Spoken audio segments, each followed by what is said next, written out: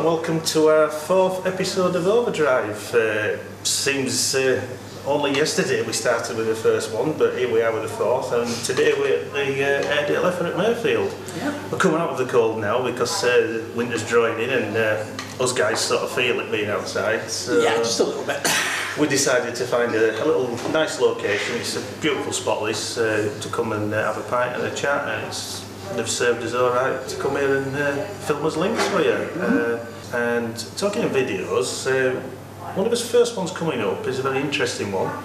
It's an Audi R8 comparison with a Lamborghini Gallardo. A Gallardo that you may remember I actually looked at earlier in our videos. And I do a little comparison. We'll see what you think of that. It's worth a look.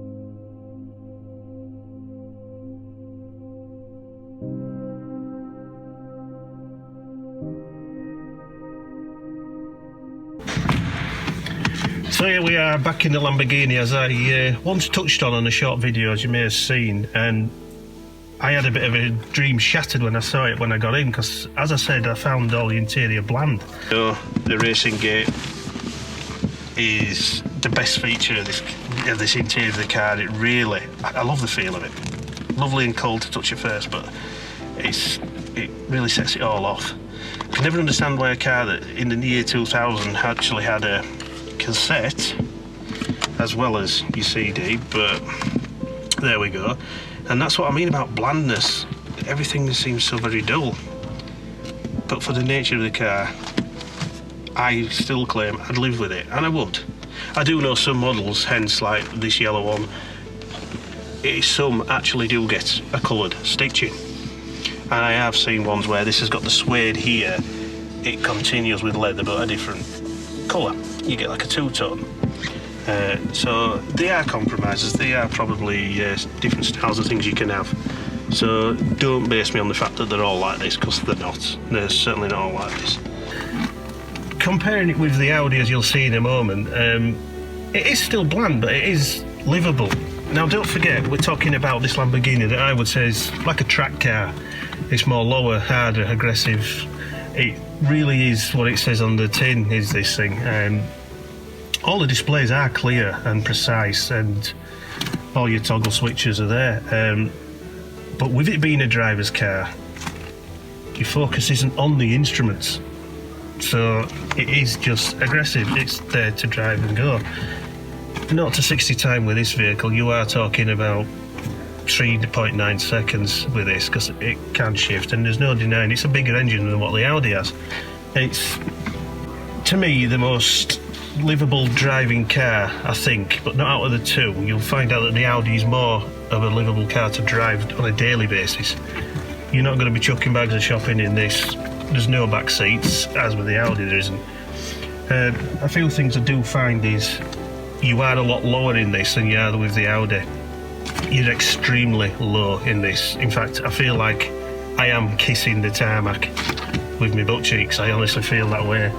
And I noticed straight away, just looking at the outside, the Audi is a lot taller. But I'm a fairly tall bloke, and I have just got headroom in this. Like I say, you peel everything away, and they are both made by Audi. This car, strangely enough, was made before the R8. This was out before the R8, and then they made the R8. So yeah, this has been around, but the looks of this car I don't think are dated. I really think this car is holding its own in such a good way, and is definitely worth for the money with this car.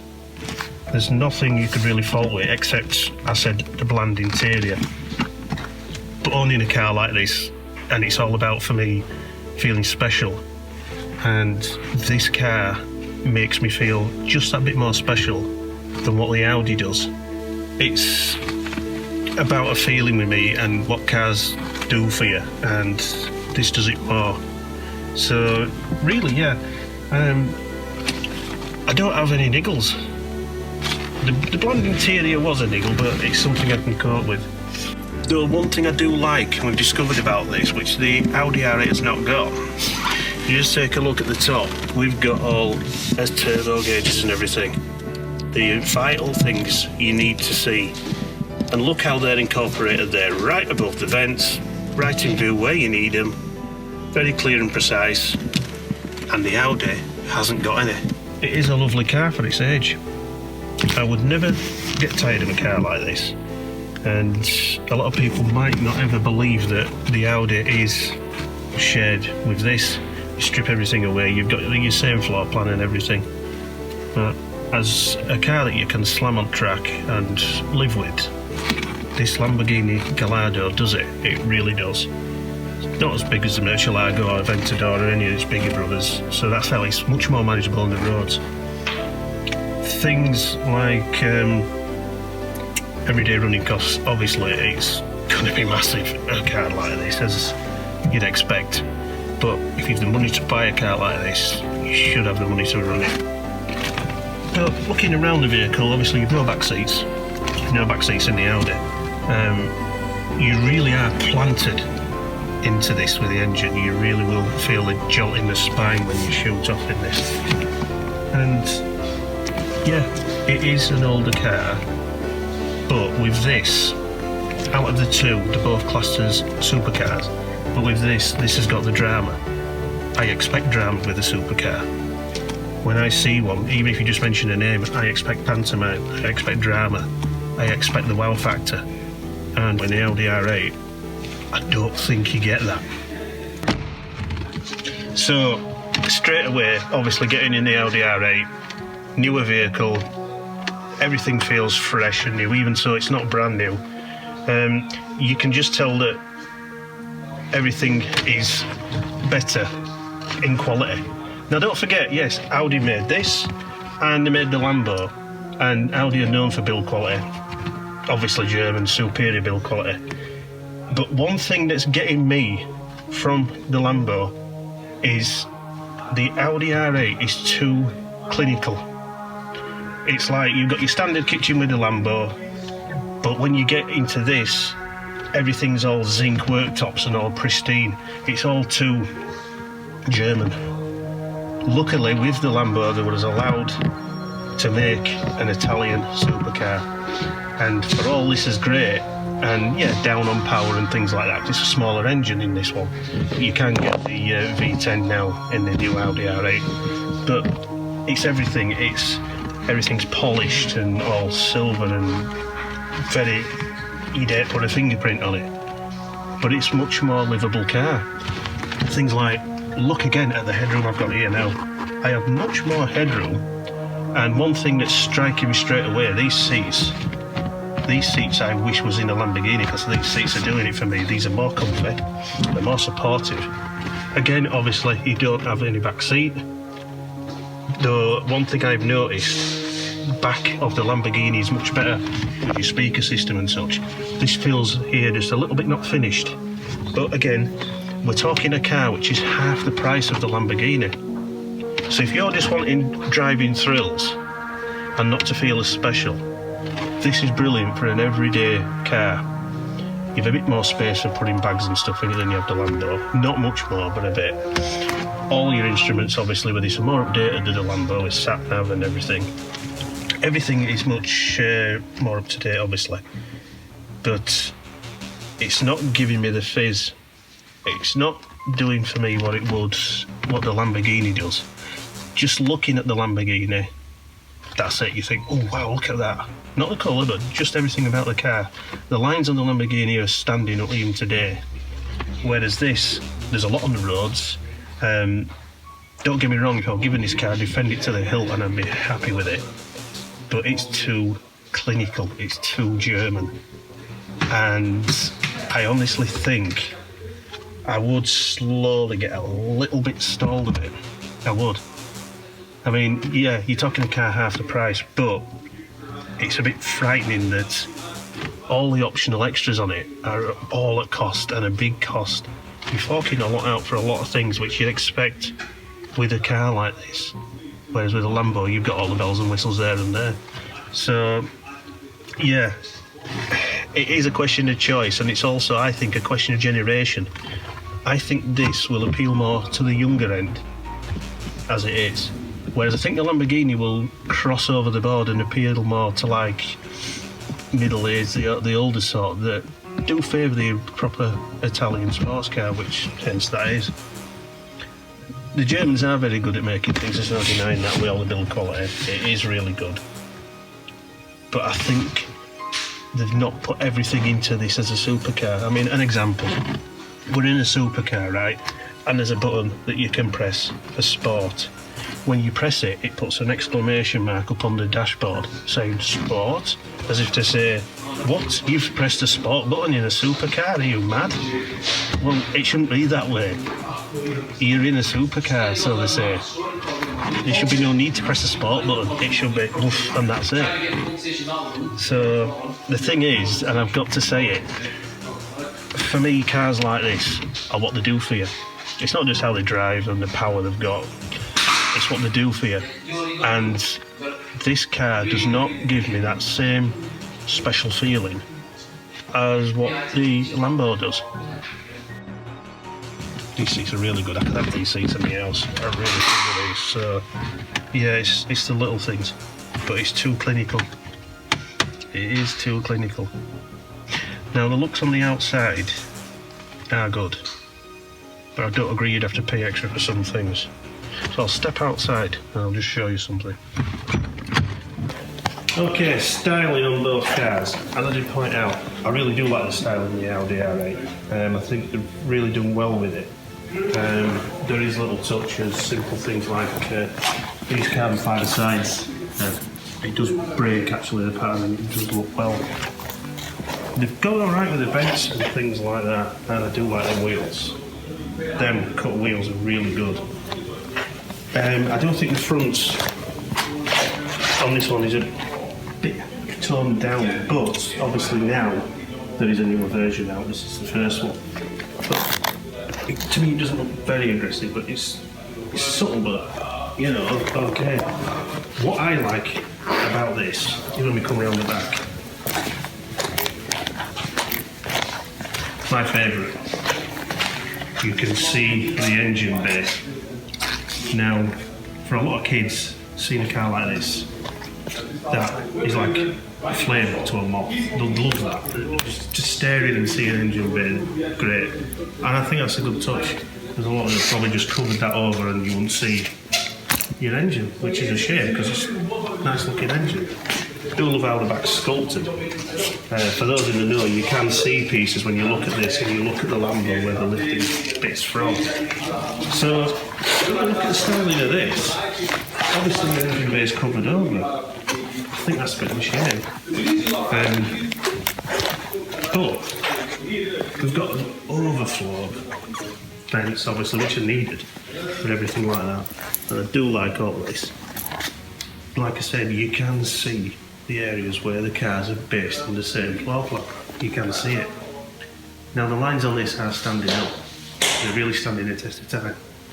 Whereas, I'm not sure if the Audi will. I'm just not sure if they will. So, like I said, to sum up, which would I have on my drive? And I think I'm obviously making this play. If I were to open my curtains one morning and see which car I'm going to be sat on my drive, it would be the Lamborghini. Because of what this car still makes me feel like if I'm driving it.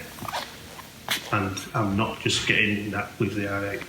You're going to get the looks in this, but you'd really get looks and admiring looks with the Lambo.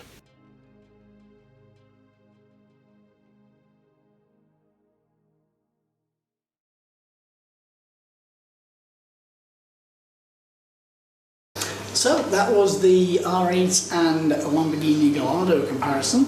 Yeah, and as you could see, obviously, I don't know how I should give it away, but as the video tells you, that you do find out straight away which is the one which I would happily live with. I do agree with what you say in the video. It's also about how that car makes you feel, especially in that sort of range. It's a wow factor, I think, with supercars, and it's one that makes me feel more that way, I find.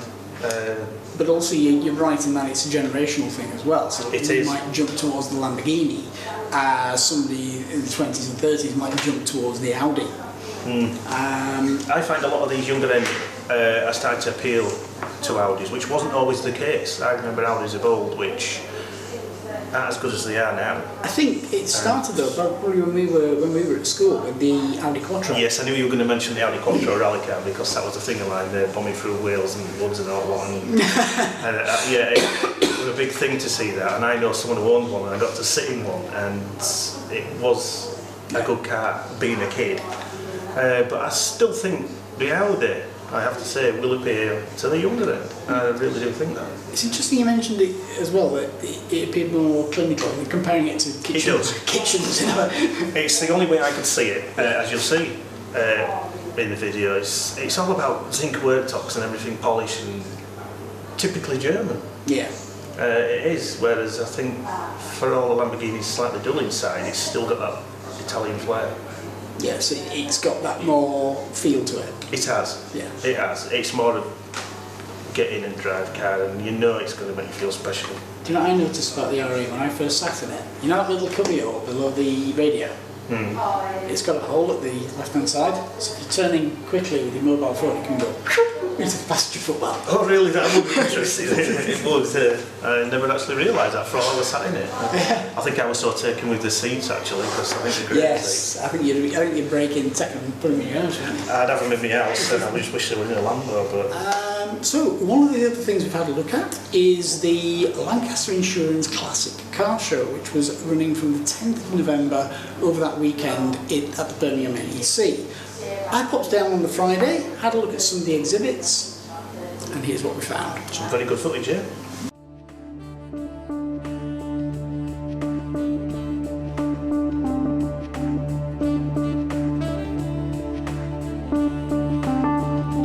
You know it's going to be a good show when you see cars in the car park that should be on display in the halls.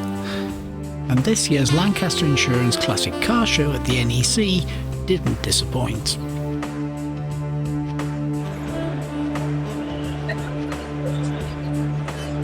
Once inside though, you were instantly reminded of the once mocked cars of yesteryear, now regarded as classic heritage.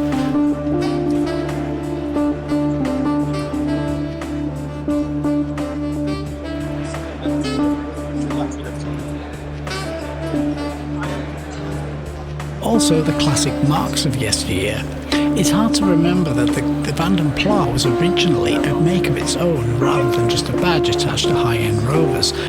It finished life making luxury versions of other British Leyland cars, but still had that distinct Vanden Plas feel to it. MG also had the same fate at one point, but did manage to produce some really good cars out of the standard British fare. A good example is this MG Montego.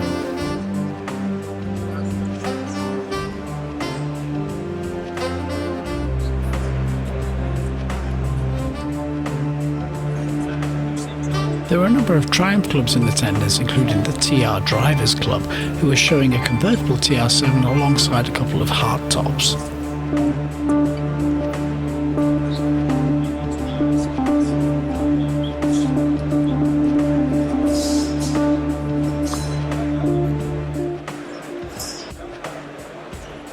Other clubs also showed racing TR7s alongside some more classic sporty versions of the Triumph cars.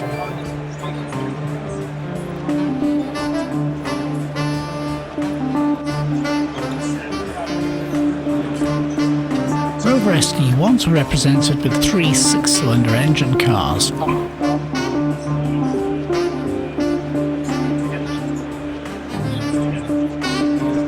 All were in good condition and well maintained, including this rather old Series 1 version, which was represented alongside the newer Series 2.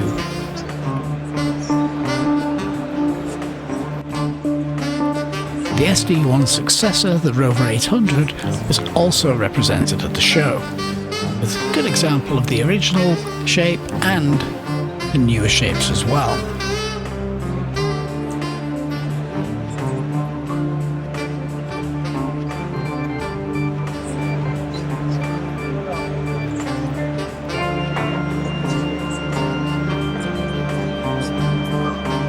dimensions of the car meant the interior wasn't as spacious as the previous SD1, it was still a really good environment to be driving in. For me though, this stole the show. The Panther Solo. Quite a rare car these days.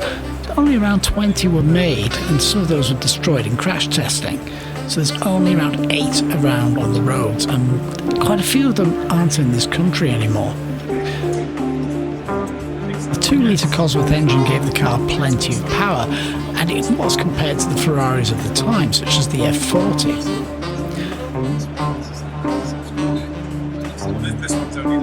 Sadly though, not many of these cars remain.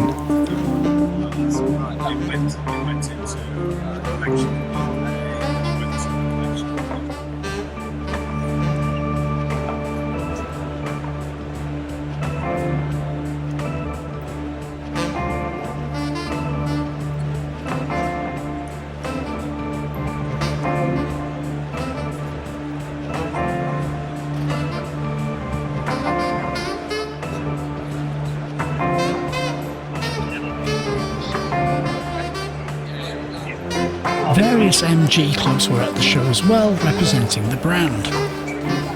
Plenty of classics such as the MG Midget, and you were able to get up close and view them all.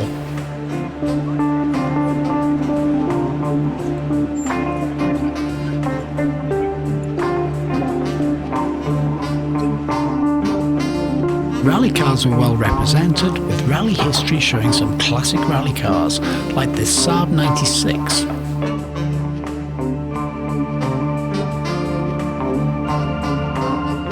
Complete with its V4 engine.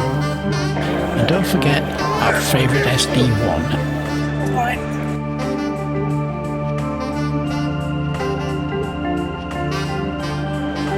6R4.net was showing a group of MG Metro 6R4 rally cars, and you could get up close to them.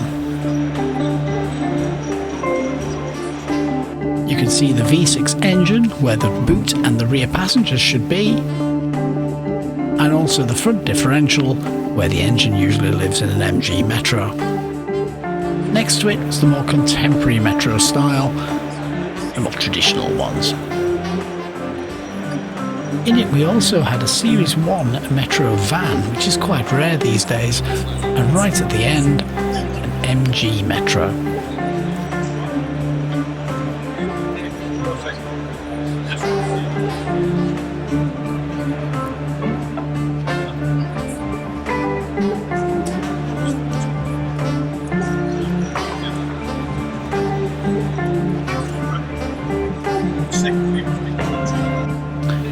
Note the interior of the MG Metro, especially towards the lower right, where we can actually see some switches that look remarkably familiar from a particular Lamborghini.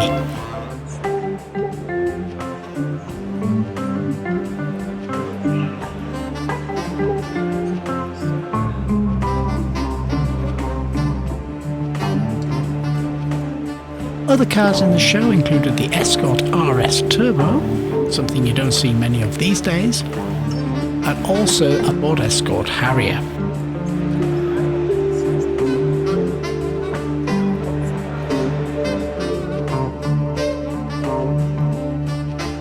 There's a vast number of makes and models, from the very old and vintage to reasonably modern classics.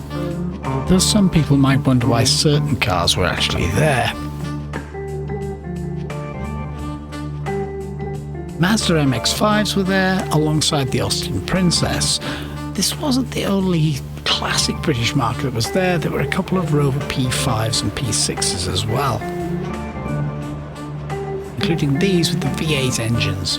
Stunning cars in stunning condition. Also the long-forgotten Humber.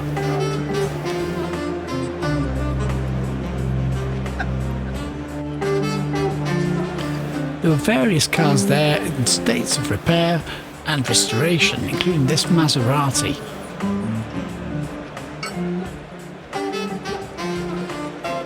If you don't particularly have the finances for this particular type of car, there were some other classics as well, showing you tips and methods of actually bringing these cars up to factory condition, or as close to factory condition as you can.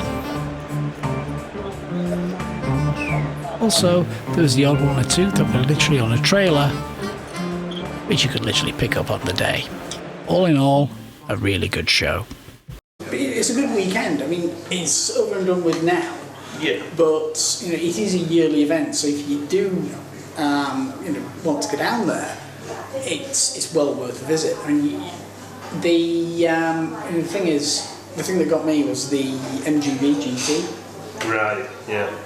And it sat there on a trailer, and if I had £3,500, I could have put that on the back of my car, hooked it up and run it away.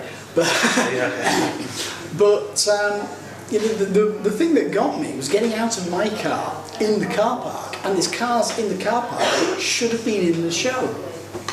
It's astonishing that, to feel that you're surrounded by cars which you expect to be in the showroom as you go in there and see everything. Yeah, I mean, that's strange.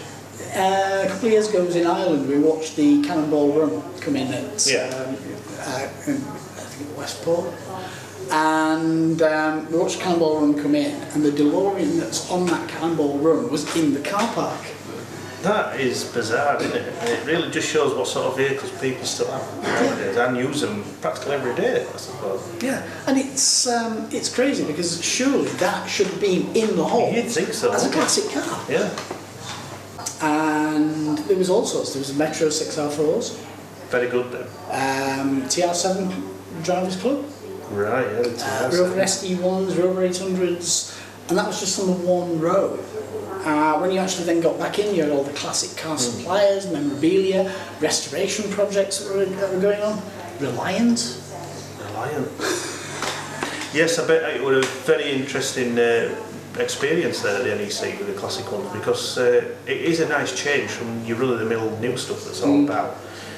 You can sometimes get a bit stalled at seeing all this that is available and coming out, and Ford's doing this, Vauxhall's doing that, and it gets a bit mundane sometimes, so it is nice to have a break from the norm and see all this. The one car that stood out for me though there, I mean, much as I'd love to say Michael's Rover stood out, and sorry Michael if you're watching this, it was the Panther Solo.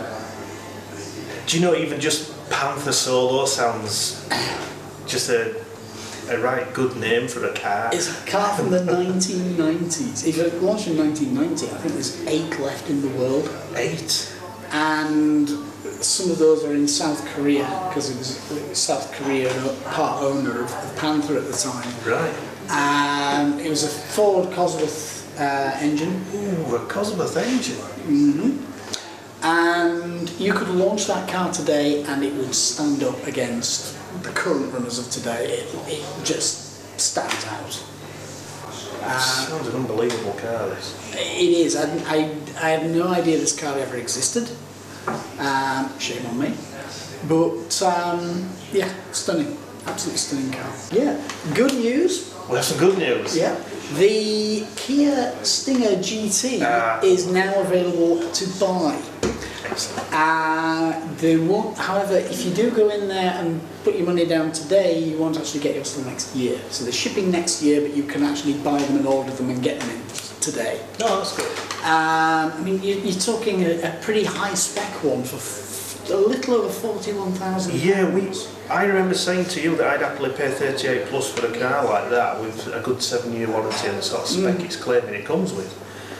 Because I still think, and I'll stand this up all day long, I think it is a gorgeous car. It's a stunning car, and it's going to be a shame because I think a lot of people won't look at it because of the badge.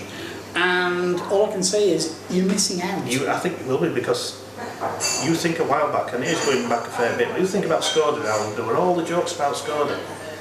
Look at Skoda now. Yeah. With their Octavia VRS, the police use them as unmarked cars. Yeah. They're such a stonking, powerful car.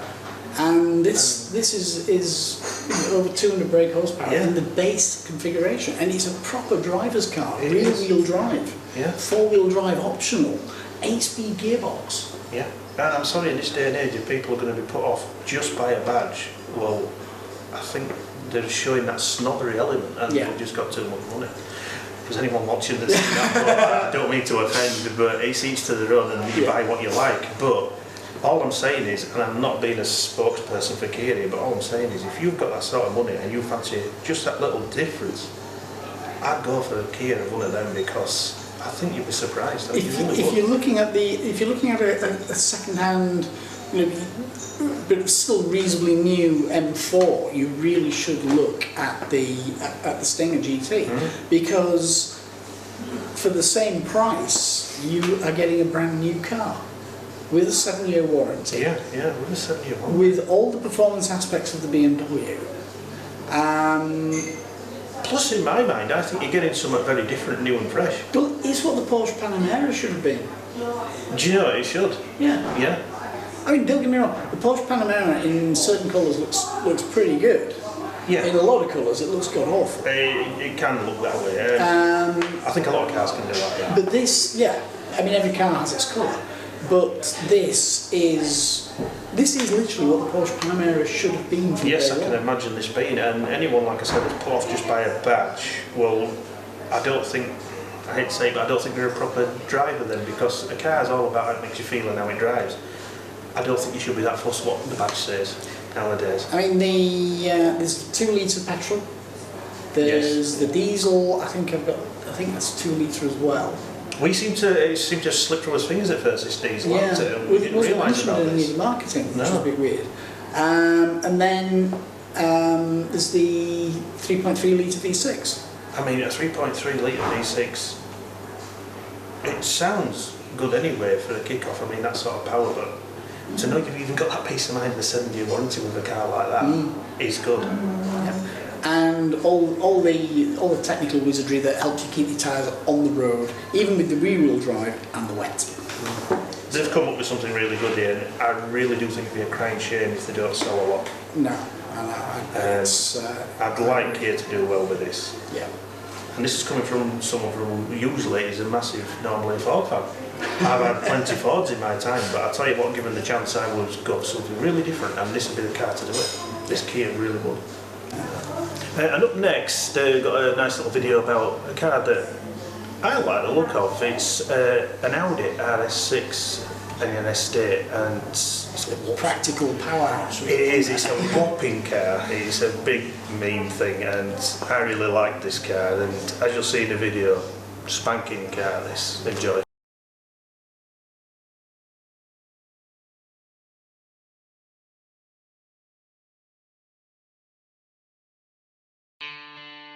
To the uninitiated, this is just another Audi estate car.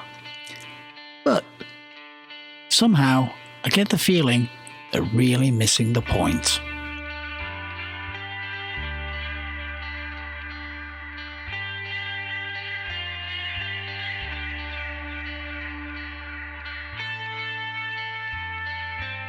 The RS6 is probably the most practical performance car you can buy, and it even has strange little water effects in the puddle lights.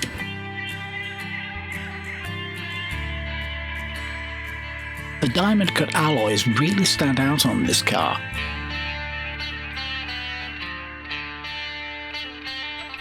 And this 2016 facelift model has been fitted with a few optional extras. The 4-litre V8 engine has been uprated to 680 brake horsepower, and a suitable sports exhaust has been fitted to make sure that people know you're around.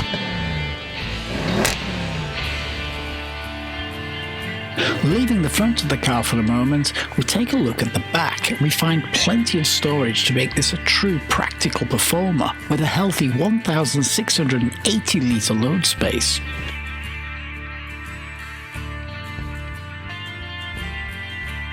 Whether you're inside the car or outside, the sculpted lines show that a lot of thought has gone into the design process, especially around the new front end.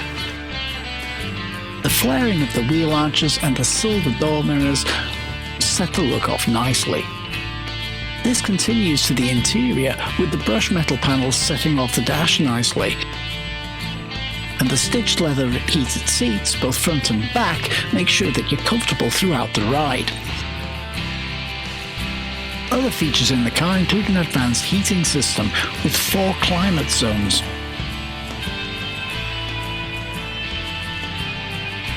driving position and controls are well thought out, and along with things like the pop-up display, working alongside the display on the dials, you've got all the information right where you need it.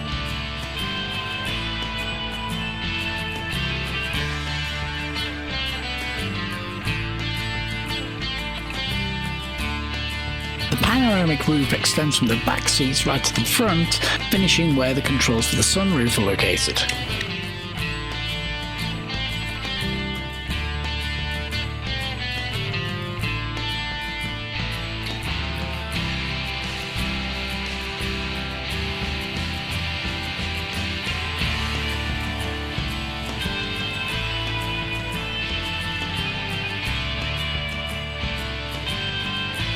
Everywhere you look on this car, you can see the quality. There are subtle reminders of the car you're driving, just in case you happen to forget about that great big engine up front. Rear privacy glass finishes the car and goes well with the overall styling, and the more aggressive front end gives the car presence on the road. The sport differential ensures you're always in control, making this one of the best performance cars you can buy. After all, it is an Audi.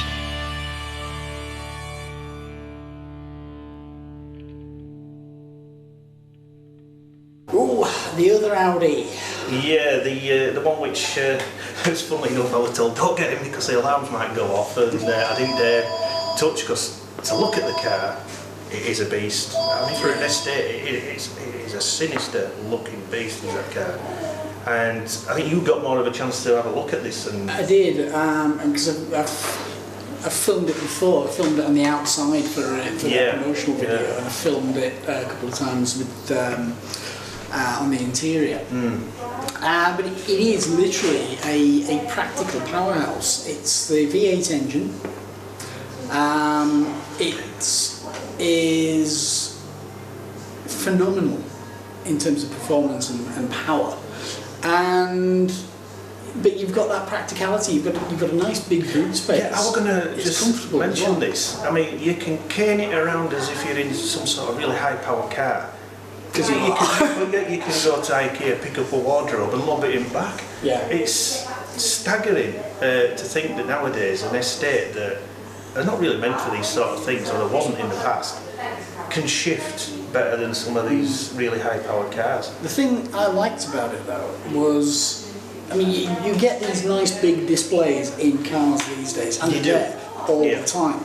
And this didn't spoil the lines of the dash by having the display pop out. Right. So you could literally pop out the middle, and then you had your sat-nav display there, and then on your console in front of you, you had other bits of information as well. So you had your immediate information right in front of you, and then if you want to see the road layout going ahead, you had the pop-out display that came out just above the vents. That's really good. And if you didn't know it was there, you'd completely miss it. So it's not intrusive at all. No. That is actually good, because Audi do things well like that. They always have. I admire Audi for build quality and ideas that they have now. Yes. They're really good. BMW are on that sort of same lines. And a lot of BMWs these days, they're sat in the middle of the display. It's like a thing it looks like it's something you can take off. It is with some cars. It looks like that. I think there's sort of Mercedes like that as well, where you think I could grab this and just yank it. And the Fiat Tipo from last episode. And there's Fiat Tipo, different scale, but as we know, they are them things. And I think Ford's done this with the new Fiesta. Yes. This screen is like something like a tablet. You always want to keep thinking, do I take that with me? Yeah.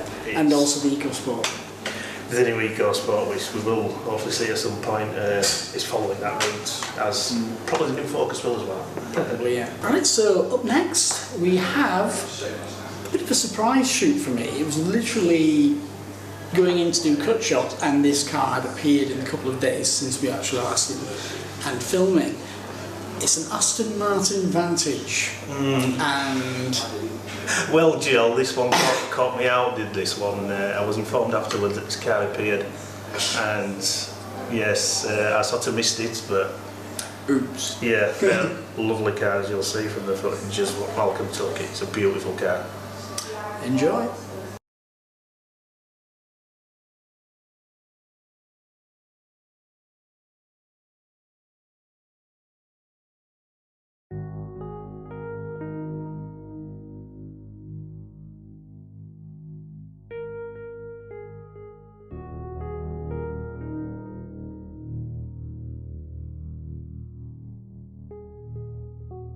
This is a story of Beauty and the Beast.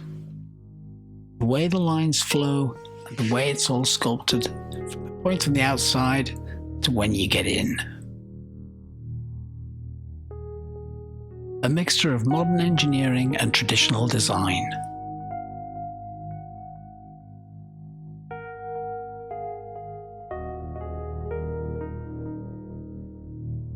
A 6-speed manual gear shift, with the other instruments surrounded by a luxurious leather upholstery.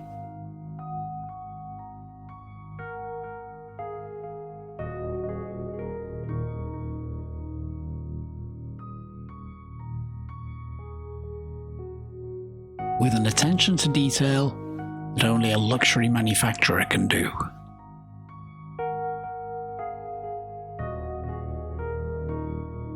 Creating an environment that's comfortable and inviting. Hand-built here in England. But under these sleek lines is a 380 brake horsepower, 4.3 litre V8 engine, which is the heart of the beast, taking you from 0 to 60 in 5 seconds.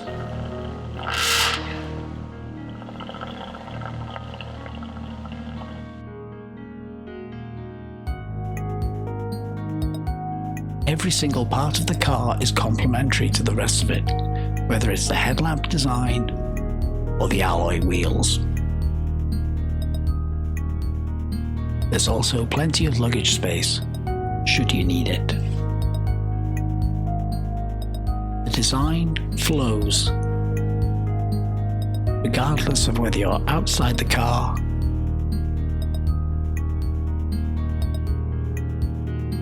or inside it.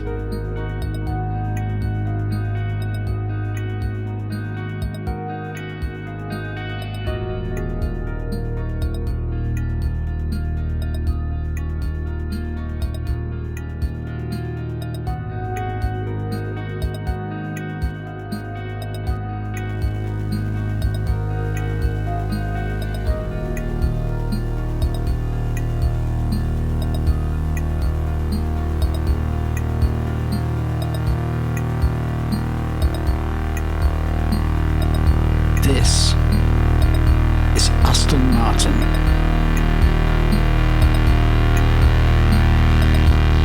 This is Vantage.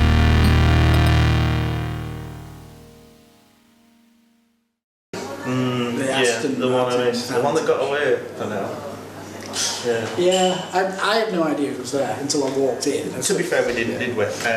It was just one of those. I tried to make it, couldn't make it, and this car appeared. We were in on the Thursday, I think. We was there Thursday, and I by went in on the Sunday. this lovely Aston appeared. Yeah, I think it arrived on the Friday. And it arrived on the Friday. Um, And I mean, I admire Astons. I'm the sort of person, if I saw an Aston coming to a junction, I'd allow that car to come out just to see it come out. I'm that sort of person. To get that sort of appreciation and owning an Aston, I think I'd always want to. Yeah. To have that moment to say, oh, I owned an Aston. You know, there's one thing that disappointed me with that car. And It's found a one disappointment. thing that disappointed me. I didn't mention it because it's quite petty, really. Right. But at the time that was designed and built, they were still under Ford's ownership. Right? And you got the same key as you got from a Ford Focus. I knew you were going to mention the key fob. I knew that was coming. And that is literally the only disappointment with that car. It is, and I have seen this pointed out on numerous other videos and programmes where they feel that it is a lot of shared parts actually from some of the Fords. There's more than 1 or 2 vent switches and things that they're borrowed, let's say. I'd say borrowed, not pinched, they're borrowed. I think it was just a question of we'll make this car as we can, because we know in the future we'll be making some really good Astons, and they did. The thing that surprises me as well is at that period of time you had the Renault Laguna that had effectively, it was keyless. You put the little card in, you sat in the car, you pressed the start-stop button. Yeah, I remember that. Now I can't figure out why Ford didn't do that in the Vantage. That is a question. isn't it? Because you turn the key and you get the start button. Okay, so you start the engine. Well, why have you got the key? Why have you got this Ford key in a luxury brand This is when you have a Renault Laguna that doesn't need a key? It's such a simple mistake which could have easily just been sorted, and it's as if they couldn't be bothered. You're not telling me we're like a finances, because there's no way we're doing a car like that. It's either they couldn't be bothered or someone just made a boo-boo right at the last minute and they thought, we'll just leave it, there's no point changing it. I don't know what it was, but something happened where they missed a little trick there. The engine makes a really nice build. But I think when you look at the car and the engine and everything, and how, again, the wow factor, how a car like that makes you feel, you cobble all that together, and what's a little nitpick about a key fob? Yeah, which is why I didn't really mention it. I can understand why it wasn't mentioned, yeah. I mean, if that's the only thing that disappoints you about a car, Yeah, well, it's coming to something. Well, if just a key fob is the only thing that disappoints you about a car, it really says that the car's damn good then. Yeah. It does. and that's nitpicky. It really is. Basically, my thanks to Malcolm and Thanks to Martin. thanks to myself, and the thanks to the ADLF at Murfield allowing us to do these links today, Very warm. because we're now in the warmth. And we hope you find something from all this and take it away and enjoy. And Don't forget to subscribe to the channel. yes, please do. And please do comment as well. You can visit the website at www.overdrive-online.co.uk. You can leave comments there, and Yes, you can feel free to comment in any way you choose, anything you feel's good, bad, helped in any way. Do let us know, and also if you know of any cars you need reviewing or anything you want us to cover, whether it's just spoken about or even featured, please let us know, and we'll certainly try and get onto it for you. yeah. So, my thanks once again to Malcolm, and it's been a pleasure as always. I think we've touched on some nice things today.